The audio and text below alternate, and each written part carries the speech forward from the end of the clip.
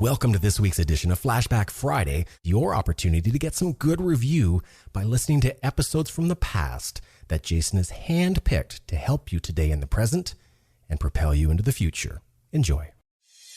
This show is produced by the Hartman Media Company. For more information and links to all our great podcasts, visit hartmanmedia.com.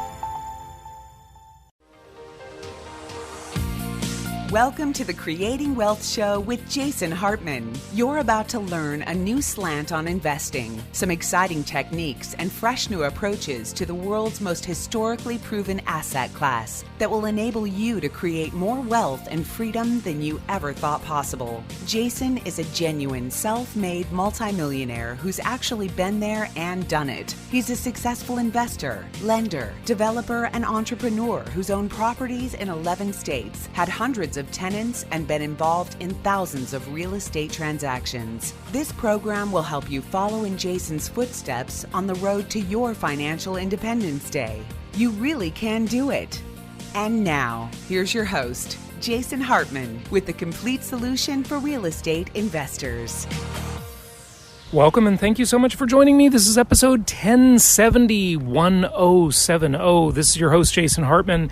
And greetings from beautiful Tampa, Florida. I'm here with my friend Matt. This is a 10th episode show, and we are going to be talking about grit today with Angela Duckworth. This is really a fascinating interview, as you regular listeners know, and hopefully most of you are regulars, but welcome newbies. Every 10th episode, we go off topic. We discuss something of general interest to further your success in life, just help you live a happier, healthier, better life, a longer life, because with all these great real estate investments you're making, hey, you got to have, don't have the problem that most Americans will have, too much life left at the end of the money. So we don't want to have that. So my friend Matt Andrews is here. He's holding a conference the next couple of days. I am one of his speakers tomorrow, and I'm going to be talking about a totally new topic. I'm going to be talking about what I call the crime of our time. And no, it's not Wall Street, folks. Wall Street is different. It is the modern version of organized crime. That's a different crime. So I'll let you in a little more details on that later. In fact, if I give a decent presentation, maybe I'll actually play it on the podcast here. I think we should do it. Yeah, do it, man, for sure. Matt, how you doing? I'm doing great, man. How are you doing? Good. Hey, thanks for holding this great event. You're always so good about getting people together, and you just know everybody in the real estate industry. It's amazing. You are so well networked, but rightfully so, because you're always putting on these events and, you know, getting everybody together and getting all the thought leaders together and all that kind of stuff. So thank you for doing that. Yeah, man, I appreciate that. And, you know, I like bringing groups of people together.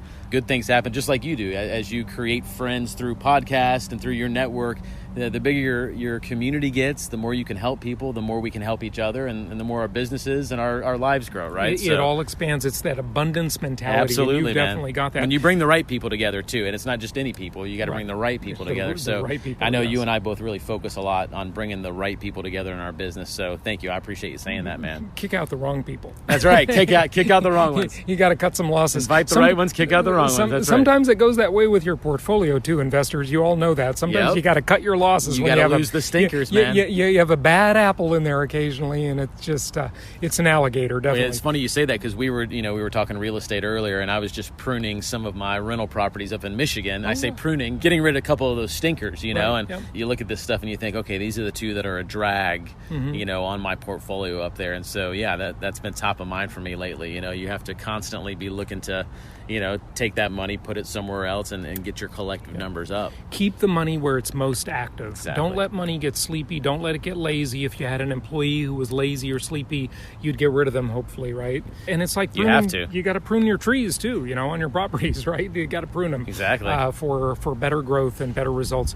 So, Matt, how did you actually get into the real estate business? What attracted you about real estate investing? Yeah, you know, I'm an entrepreneur at heart, so for me, real estate just represented an opportunity for a lot of options. You know, a lot of ways to get into real estate, a lot of ways to get out of real estate, a lot of entrances and exits, so to speak, right? So for me, there was low barrier to entry at, you know, 22 years old or whatever I was when I flipped my first house. You know, I was able to qualify for a loan and able to get into that first house and able to, you know, kind of trip all over myself and rehab it and eke out a small profit, learn something, take it to the next one. But it allowed me an entry point, you know. So at that age, I couldn't go and buy a business. I wasn't going to go buy a big storage, facility or a bunch of dry cleaners or something like that. But I could get a single house. Yeah. Right. So that's what attracted me to it in the beginning, man, was just that low barrier to entry. And now what I love about it is what you and I talk about all the time: owning rental properties, passive income, literally making money while you sleep, which sounds crazy and almost like otherworldly, but it's true. If you own rental properties, good rentals that are making money, what are we doing? We're making money while we sleep. You know what's so interesting about that? I said this, it never really occurred to me to say it this way before, but on a recent episode, I said that, if you think about it, our renters, right? They pay us anywhere between 33% and 40% of their income every month in rent. Yeah. Right? So literally, you have, even though slavery has been abolished, oh no, you have a 1/3 to 40% slave. Like literally, they're working for you when you're a landlord. Yep. Isn't that a way? Well, and I was on the other side of that equation when I was, in a one-room apartment, paying for it. Yeah, I was on the other side of that equation, so I can definitely appreciate that. And you're right. It is. Let's not call it slavery because we'll get in trouble. I know. But yeah, you're right. There is an indentured servitude aspect to that. Indentured servitude, a more politically correct word, although still not completely politically correct. Yeah, absolutely. Good stuff. But that's interesting. Yeah, I mean, listen, I've been a renter many times in my life. Sometimes renting makes a lot of sense. Sure. And it's great that there are real estate entrepreneurs there to provide rental housing to us. Absolutely, yeah. So I don't really mean that in I love a good Airbnb. in a negative way. Yeah, definitely. But you like real estate because, you said a lot of entry and exit points, low barrier to entry, and, it's creative, right? What I love to say about it is it's a multi-dimensional asset class. So you can, if one thing's not working out for you, say appreciation isn't happening, you just, batten down the hatches for cash flow, right? If that's not working, you got tax benefits. I mean, there's all these different ways to make money, right? Totally. Yeah. Yep, absolutely. And that's what I love about it. As I've grown in real estate and as I've learned more, you learn better and better exits. You learn better ways to take the same property and do something better with it, So early on for me, it was just buying it and wholesaling it real quick, or buying it and doing a quick rehab, getting it back on the market, getting that money back out. Now with the, creative strategies for owner financing and for lease options and those types of things that I've learned through the years. Now I look at every deal and I think, okay, there's like 4 or 5 or 6 things I could do with this great deal I found. Sure. Which one is the best right now? And putting that puzzle together, that's the fun part, right? That is fun, and you can't do that with other types of assets. Right. You can't do that with stocks, right? Yep. Yeah. And you can add it in too, and that's the cool thing about real estate is, I will learn something from you, in this next year probably as we're talking about something I'm not doing as far as an exit strategy right now. So you'll turn me on something so you can start to layer these and stack these. So imagine if you played Monopoly, but every time you started to play Monopoly again, you were starting with better pieces or more money than the other players around you. Sure. You're building layers on top of your knowledge base, and that's what's great about it. So it's the opportunities, and it's that you can do so many things with one asset. And single family homes is my favorite, but like you, I love apartments too, and I've flipped some apartments and done some multifamily, so I love all that stuff. So good stuff. It's real estate, man. It's the best. It is. It's the most historically proven asset class in the entire world, as I always say. Welcome to this week's edition of Flashback Friday, your opportunity to get some good review by listening to episodes from the past that Jason has handpicked to help you today in the present and propel you into the future. Enjoy. Matt, thank you for joining us for the intro portion. I know we've got to get in here. Your attendees are waving at you like, get in here to dinner. So we'll wrap it up for the intro portion. Let's join Angela Duckworth right now. Be sure to join us in Hawaii if you don't have your tickets yet. JasonHartman.com for that. But here is our guest for a 10th episode show.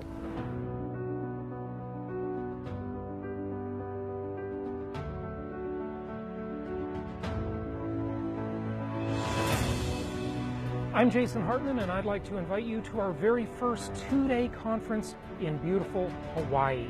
Many of our attendees are making a vacation out of this event. You will learn the most innovative strategies for real estate investing available today. We have helped thousands of people invest in properties around the U.S., and we can help you do it too. So I hope you'll join us, and happy investing.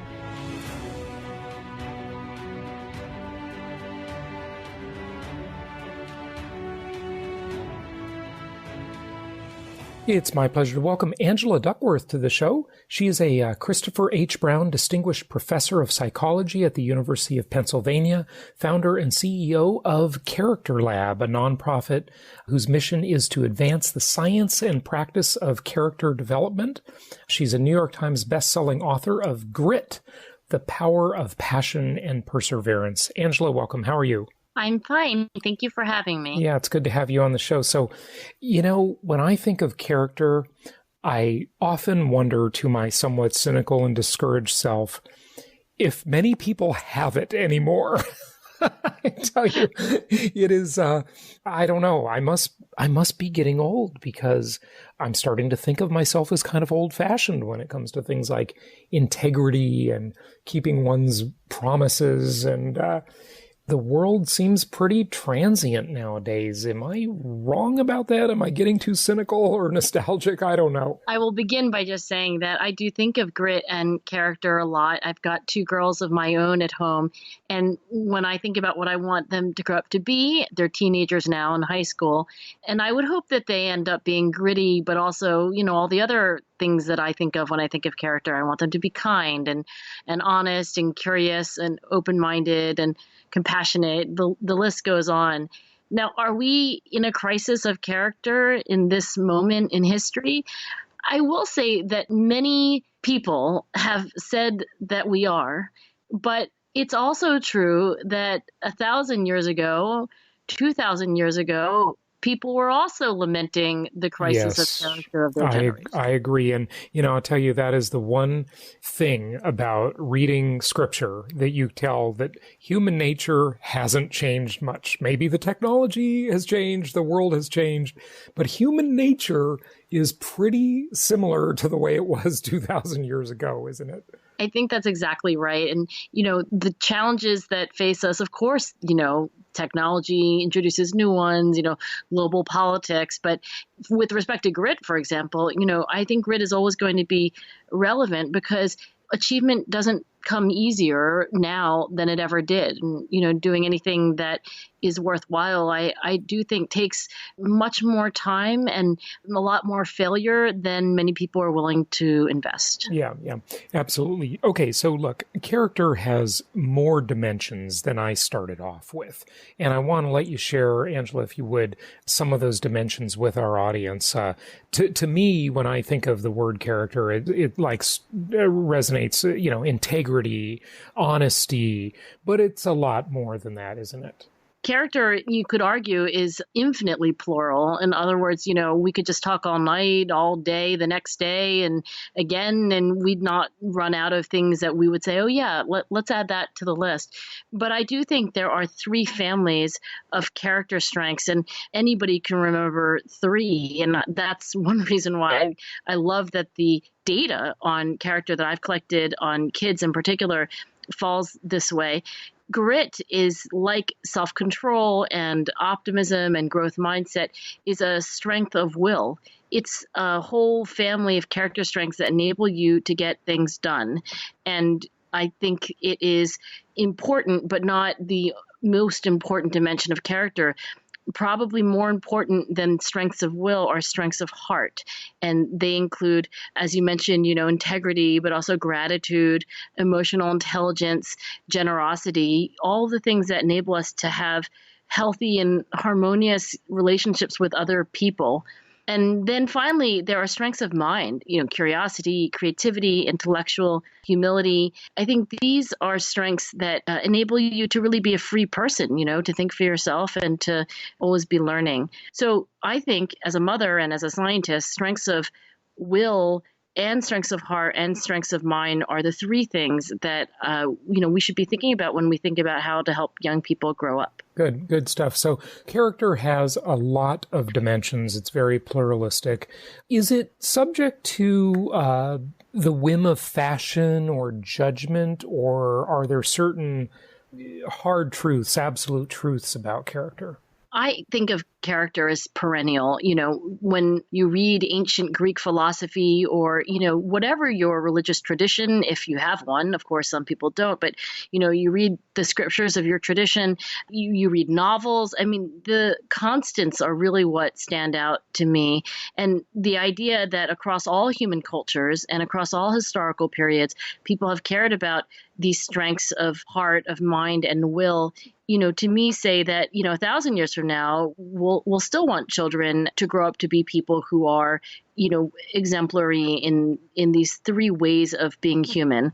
We do want them to do hard things and to get things done. We want them to care about other people, and we want them to have a very open and, kind of fertile life of the mind. Does character get rewarded in today's culture? It sure feels, and I'm guessing a lot of listeners will agree with this, it feels like sort of seizing the moment, and I say that in a negative way, seizing opportunity, being opportunistic, sadly, is, no, it's not always bad, of course, but that seems to be rewarded more. Many parts of our pop culture are certainly very shallow, sort of transient and superficial, and it just sure doesn't seem like it's very much about character anymore nowadays. Is it rewarded, when we talk about things like cause and effect and how, what comes around goes around? Just kind of speak to that, if you would. I don't know what question to ask, but it's just a sort of a topic. Yeah, no, it's a really good question. I think the most important thing about character is that it is its own reward.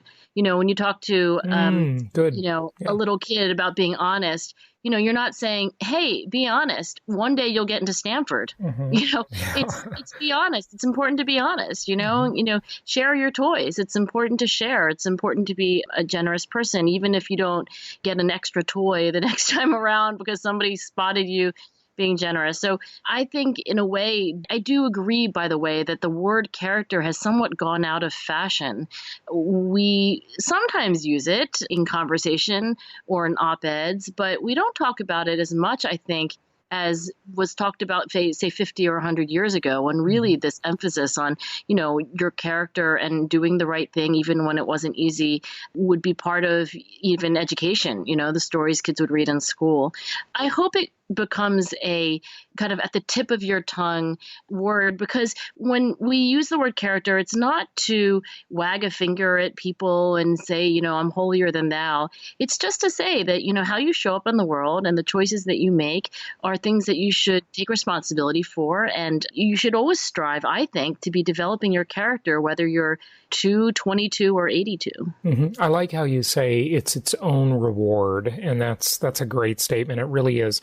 I want to kind of move off of the way we've talked about character so far in a moment and really get to this subject of grit, which is the basis of your book, the power of passion and perseverance, and kind of dive into that. But before we kind of completely leave this topic, when I saw that you were going to be on the show, it reminded me of something that influenced me really as a 17 and 18-year-old a lot. And I think it helped set a course for my life.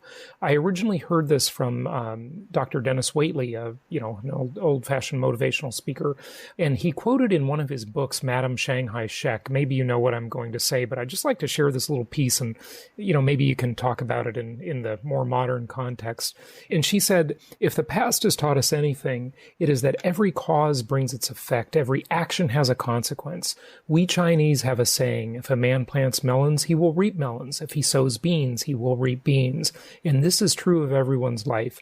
Good begets good, and evil leads to evil. True enough, the sun shines on the saint and the sinner alike, and too often it seems that the wicked prosper. But we can say with certainty that with the individual, as with the nation, the flourishing of the wicked is an illusion. For unceasingly life keeps books on us all. In the end, we are the sum total of our actions. Character cannot be counterfeited, nor can it be put on and cast off as if it were a garment to meet the whim of the moment. Like the markings on wood, which are ingrained in the very heart of the tree, character requires time and nurturing for growth and development. Thus also, day by day, we write our own destiny, for inexorably we become what we do. Thoughts on that? You've probably heard that before, I'm sure.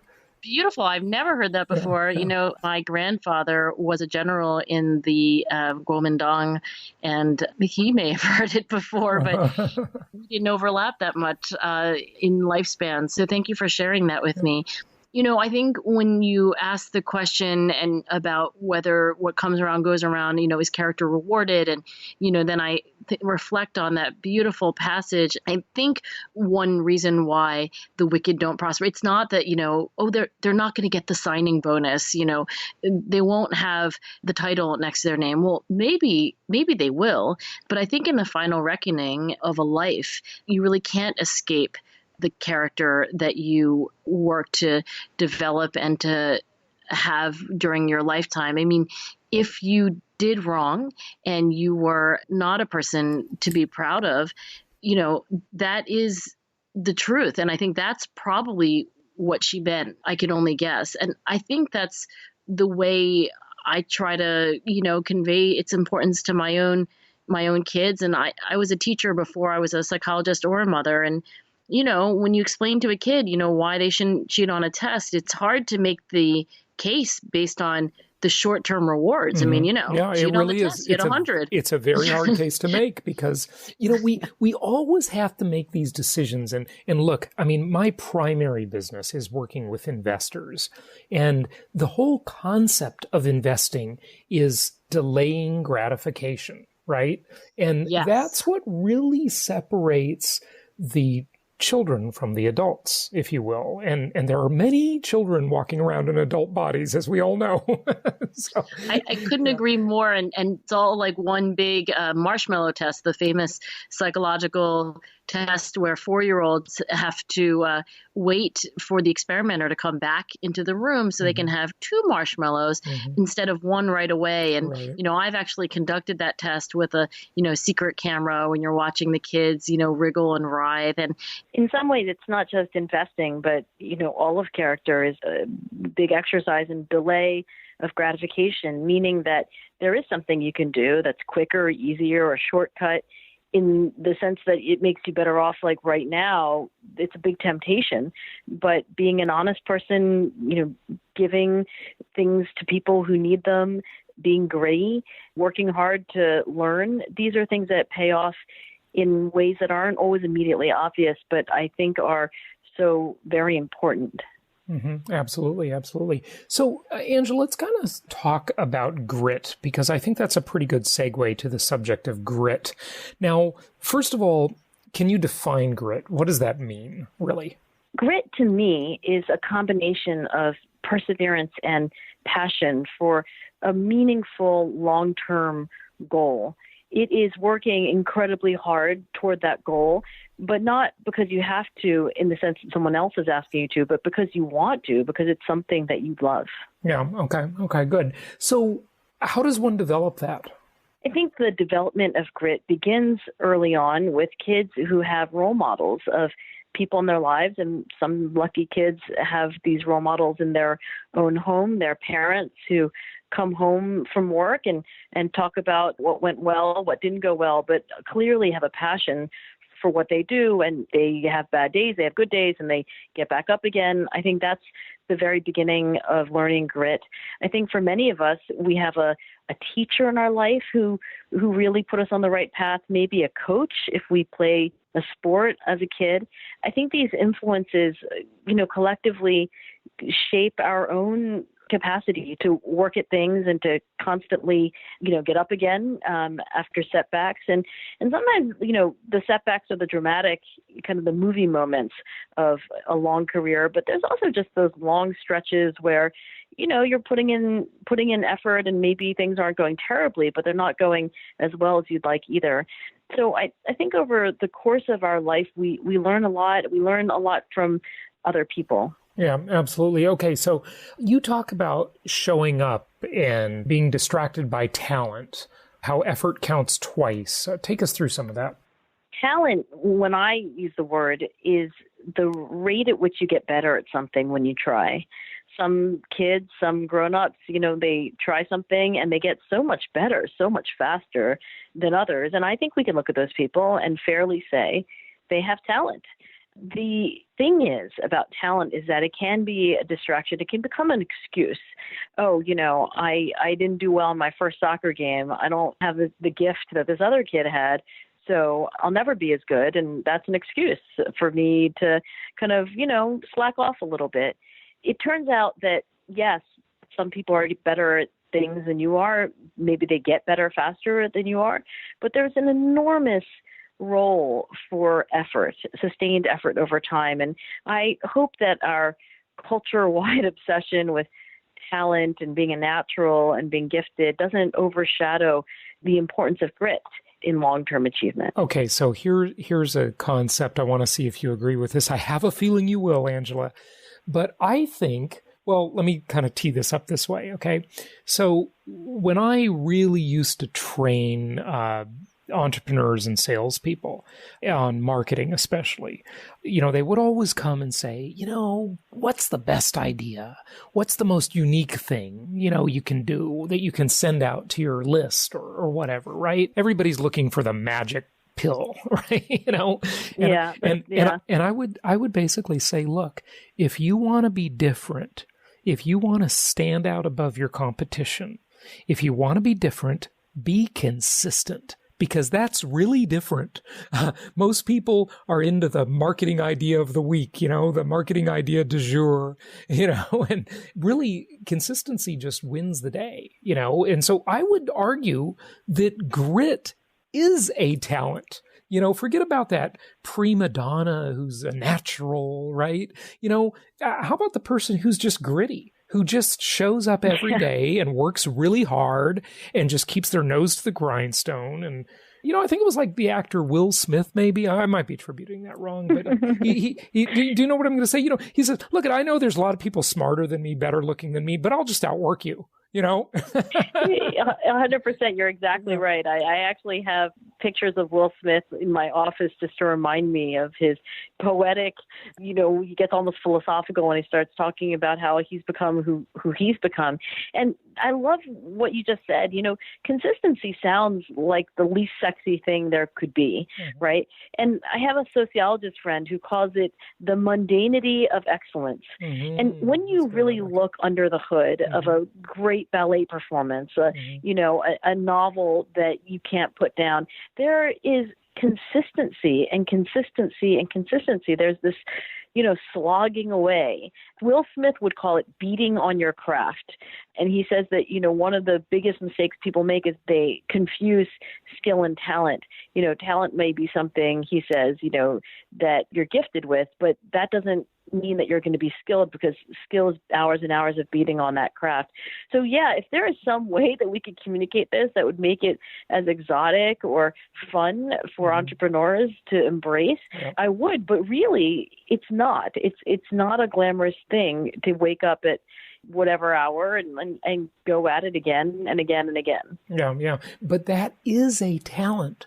Being willing to delay gratification, to be gritty, to work hard without instant rewards is a talent. That is the talent, right? Granted, there are naturals. There are people that just have more gifts than others in some areas. There's no question about that. But that's what people usually think of as talent. They usually don't think of it the way we just talked about it, do they?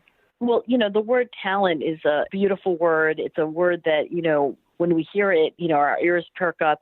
I don't know a single company or organization in the universe who isn't looking for talent. But what is that word? I mean, in biblical times, it meant an ingot of, silver, and it was like literally a unit of currency. And then, of course, we have the parable of the talents, the servant who gets, more talents and reaps more, right, from the Bible. So what is this word? I mean, some of us are just using it as like basically a good thing to have. But I would just say that whatever words we're using, if we can honor the discipline of earning greater and greater skill over time, I think that is exactly right what you said, that it's the rare athlete, the rare musician, the rare CEO, the rare fill in the blank who can maintain that consistency of their dedication over time. There are millions of people who can pull an all-nighter, for a couple of nights, but that's not really what they burn out, and sure. That's not somebody I want to, outsource work to. Right. No, life is a marathon, not a sprint. No question about it. But some people are probably listening, Angela, and asking themselves, well, how do I do that? What are the steps to that? Unpack that idea. How do I do it if I'm not gritty and, I get the idea, hey, it sounds important to me. How do I do it? The first step is to diagnose, what it is specifically that is hindering your grit. If it's a lack of curiosity and interest in what you do, if you feel bored by your job, if you feel like, honestly, you haven't learned anything in a very long time, then I would say, okay, let's work on interest and curiosity.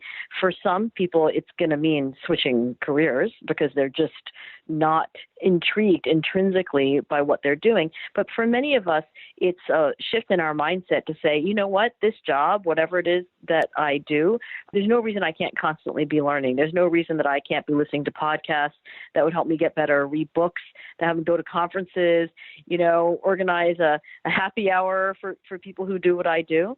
So the beginnings of passion are interest and curiosity. And I think we can work on that if that's our problem. If it's really more about purpose, because what happens in the development of passion is that people tend to start, I'm kind of interested in this, making money thing or leadership thing.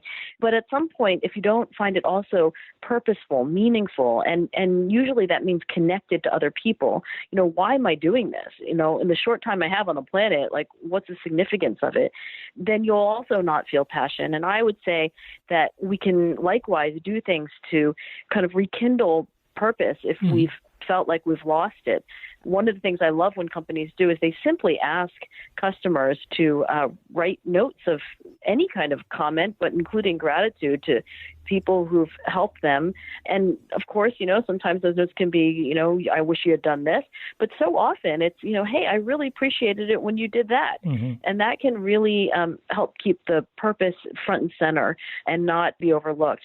If you feel like, I've got passion in hand, I'm a very committed person to what I'm doing, I just don't feel like I'm a very hard worker, I feel like I'm not nearly, achieving my potential, then I would take a page out of the lesson book that Olympic athletes and world-class musicians use, and I would start practicing like those experts. They practice in a way that's called in science deliberate practice. They zero in on a specific weakness, and then they drill that with feedback and repetition, and, they crawl up the learning curve. And whatever you do, you don't have to be an athlete or maybe you're an accountant, maybe you're a teacher. You too can identify one tiny sub-skill of what you do and then work on it with repetition and feedback and just get better a little bit every day. I would say those are some ways that you can self-diagnose where you think your grit is weakest and then do something about it. Yeah, very, very good points. Angela, this has been a very inspiring conversation, and there are certainly loads of books on the subject. Yours has incredibly good reviews, by the way. Congratulations. Almost 1,100 reviews and 4.5 stars. So that's pretty good. That's pretty darn good. Thank you so much. Very impressive. I will say this, there are a lot of books out there on, how to do things better. And most of them, I will say, they're written by guys. And I read them and I was like, I like this, but I can hear the voice of the author. It's like a guy. And I was like, I'm a girl. I'm going to write this book in my voice. And it's the voice of, a woman. And I wrote the book that I wanted to read. Yeah, good stuff. Well, tell everybody what your website is. Of course, the book is available in all the usual places, but you probably have a direct website, right?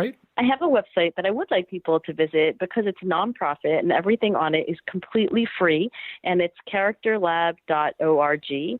And we are supported by foundations, and we're trying to give science away for free and turn science into actionable advice. So you can learn about grit and you can learn about other aspects of character, and there are no commercials, and you can do whatever you want with what you find there. Fantastic. Angela Duckworth, thank you so much for joining us. Thank you. I so enjoyed the conversation. Thank you so much for listening. Please be sure to subscribe so that you don't miss any episodes. Be sure to check out the show's specific website and our general website, hartmanmedia.com, for appropriate disclaimers and terms of service. Remember that guest opinions are their own, and if you require specific legal or tax advice or advice in any other specialized area, please consult an appropriate professional. And we also very much appreciate you reviewing the show. Please go to iTunes or Stitcher Radio or whatever platform you're using and write a review for the show. We would very much appreciate that. And be sure to make it official and subscribe so you do not miss any episodes. We look forward to seeing you on the next episode.